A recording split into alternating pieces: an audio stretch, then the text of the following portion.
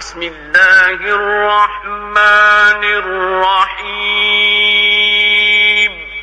شروع اللہ کا نام لے کر جو بڑا مہربان نہایت رحم والا ہے۔ آسمانوں اور زمین میں جو ہے اسی اللہ کا ہے،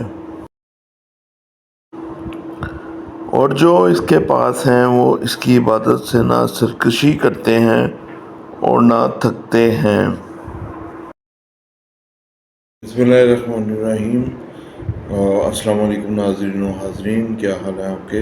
میں آصف محمود آج پھر آپ کی خدمت میں حاضر ہوں۔ تو سٹارٹ کرتے ہیں۔ آج کی جو قرآنک آیت ہے یہ سورۃ الانبیاء کی آیت نمبر 19 ہے، اور سورت نمبر 21 ہے قرآن پاک کی۔ تو بہت امپورٹنٹ سورت ہے۔ اس سورت میں بیسیکلی تمام انبیاء کے واقعات اور اللہ تعالیٰ کی وحدانیت اور بڑی ڈیٹیلز ہیں۔ یہ آپ تفسیر سے جب پڑھیں گے آپ کو پتہ لگے گا۔ تو ترجمے اور بیان پہ چلتے ہیں۔ تو اس کا ترجمہ کچھ ایسے ہے: آسمانوں اور زمین میں جو ہے اسی اللہ کا ہے، اور جو اس کے پاس ہیں وہ اس کی عبادت سے نہ سرکشی کرتے ہیں اور نہ تھکتے ہیں۔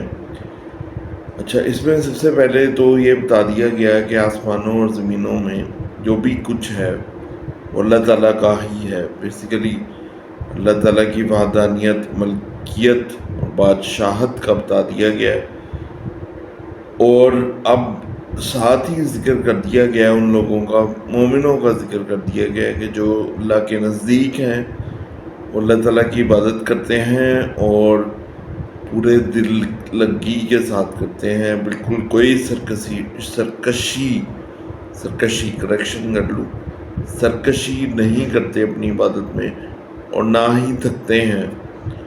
اور یہ بہت بڑا اجر ہے اس کا، اگر آپ عبادت بغیر سرکشی اور تھکے بغیر کریں تو اللہ تعالیٰ بہت اجر دیتا ہے اور ثواب دیتا ہے۔